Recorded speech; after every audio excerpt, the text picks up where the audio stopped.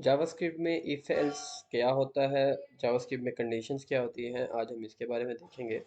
JavaScript conditions हम तब use करते हैं जब हमने कोई ऐसा कोड हमने रन करना है जो एक कंडीशनल फॉर्म में है। कंडीशनल फॉर्म का मतलब है या तो उसका आंसर हमें ट्रू में मिलेगा या फॉल्स में मिलेगा।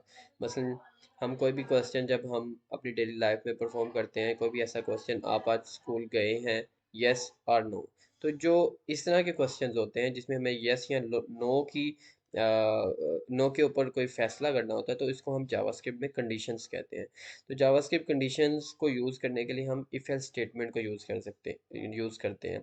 इसमें हमारे पास स्विचेस भी आते हैं जो हम आगे आने वाली वीडियोस में देखेंगे। सबसे पहले हम इसके सिंटैक्स को देख लेते हैं। यहाँ पे हमने इफ स्टेटमेंट लिखी है। इफ का मतलब है चेक करो इफ आगे जो भी कंडीशन है आइदर वो यस होगी या वो फॉल्स होगी, और जो भी कोड होगा इन कर्ली ब्रैकेट्स के अंदर वो एग्जीक्यूट हो जाएगा। अगर कंडीशन ट्रू होगी तो कोड एग्जीक्यूट हो जाएगा, और अगर कंडीशन फॉल्स होगी तो वो एग्जीक्यूट नहीं होगा। आइए इसको हम थोड़ा से एग्जांपल के तौर पर देखते हैं। फॉर एग्जांपल मैं एक वेरिएबल ले लेता हूँ x, जिसमें वैल्यू मैं रख लेता हूँ 5। अब हम कंसोल शो करेंगे अगर x की वैल्यू 5 हो, तो मैं x इक्वल 5 लिखूंगा। मैं चेक कर रहा हूँ यहाँ पे क्या x की वैल्यू कंपेयर करो, क्या वो 5 है। अगर वो 5 होगी तो यहाँ पे मैं कंसोल लो करवा दूंगा वैल्यू इज़ 5। इसको मैं सेव करता हूँ। ये देखें यहाँ पे वैल्यू इज़ 5 लिखा आ गया। क्यों? क्योंकि हमारे जो वेरिएबल x है उसमें मैंने वैल्यू 5 स्टोर कर दिया, और 5 वैल्यू यहाँ पे मैं कंपेयर कर रहा हूँ 5 के साथ। इसका मतलब ये जो कंडीशन है ये ट्रू हो चुकी है। और इफ स्टेटमेंट में जब हमारे पास कंडीशन ट्रू हो जाती है तो जो भी पीस ऑफ कोड जो इफ स्टेटमेंट के ब्लॉक में लिखा होता है वो एग्जीक्यूट हो जाता है। यहाँ पे हमारा जो पीस ऑफ कोड था वो था कंसोल डॉट लॉग, तो यहाँ पे वो रन हो गया। यहाँ पे अभी एग्जाम्पल के तौर पे मैं दोबारा से सेव दबाता हूँ। ये देखिए यहाँ पे अभी भी स्टिल वैल्यूज 5 दिखाया हुआ है। क्यों? क्योंकि ये कंडीशन ट्रू है। अगर मैं यहाँ पे फॉल्स लिख दूंगा तो ये कंडीशन तब रन नहीं होगी। देखिए यहाँ पे ये रन हो गया, लेकिन यहाँ पे हमें वैल्यूज 5 दोबारा से नज़र नहीं आया। मैं अब इसमें एल्स पार्ट भी ऐड करता हूँ। उसको हम देख लेते हैं कि वो किस तरह से हम ऐड करेंगे। इसको हम रिवर्ट कर लेते हैं। ठीक है। अब यहाँ पे समटाइम्स ऐसा होता है कि हमारे पास ट्रू वैल्यू के लिए हम एक पीस ऑफ कोड रन करना चाह रहे हैं, लेकिन हम एल्स की कंडीशन में भी कोई ना कोई कोड रन करना चाह रहे होते हैं। उसके लिए उस केस के लिए हम एल्स को यूज़ करते हैं। उसको हम कैसे यूज़ करेंगे? उसको यूज़ करने के लिए हम एल्स की कंडीशन यूज़ करते हैं, और उसमें जो भी पीस ऑफ कोड है हमारा, उस पीस ऑफ कोड को हम ऐड कर देते हैं। उसमें कोई भी कंडीशन स्पेसिफाई करने की ज़रूरत नहीं है। लाइक आप देख सकते हैं जैसे इफ़ के अंदर हमने एक कंडीशन लिखी थी, तो एल्स कंडीशन में एल्स स्टेटमेंट में कोई भी कंडीशन स्पेसिफाई करने की ज़रूरत नहीं होती, क्योंकि वो डिपेंडेंट पहले ही होती है इफ़ के ऊपर। कि इफ़ की कंडीशन अगर ट्रू होगी तो ऊपर वाला कोड रन हो जाएगा, और अगर वो फॉल्स होगी तो नीचे वाला कोड ऑटोमेटिकली रन हो जाएगा। लेट्स से यहाँ पे मैं एल्स ऐड करता हूँ। मैं यहाँ पे लिख देता हूँ console dot log value of x is plus x. मैं इसको सेव करता हूँ। अभी x की वैल्यू 5 है, तो हमारे पास इफ स्टेटमेंट रन हो रही है, इस वजह से एल्स का कोड अभी रन नहीं हो रहा।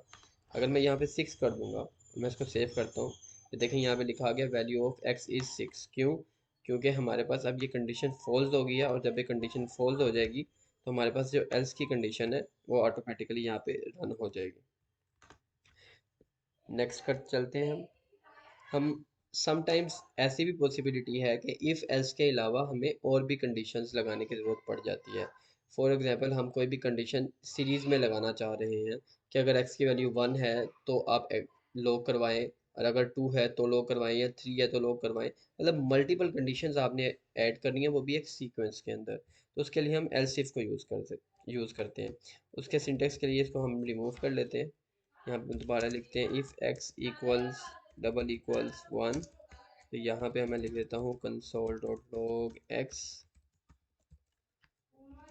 एल्स इफ यहाँ पे हम लिखेंगे x equals two console dot log x.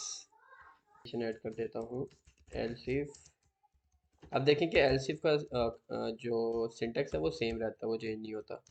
Equals 3, और लास्ट पे मैं लिख लेता हूँ एल्स, और यहाँ पे मैं लिख लेता हूँ console dot log x value of x is 3।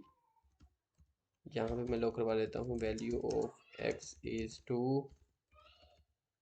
Console dot log value of x is, यहाँ पे मैं x को ही प्रिंट करवा देता हूँ। मैं इसको सेव करता हूँ।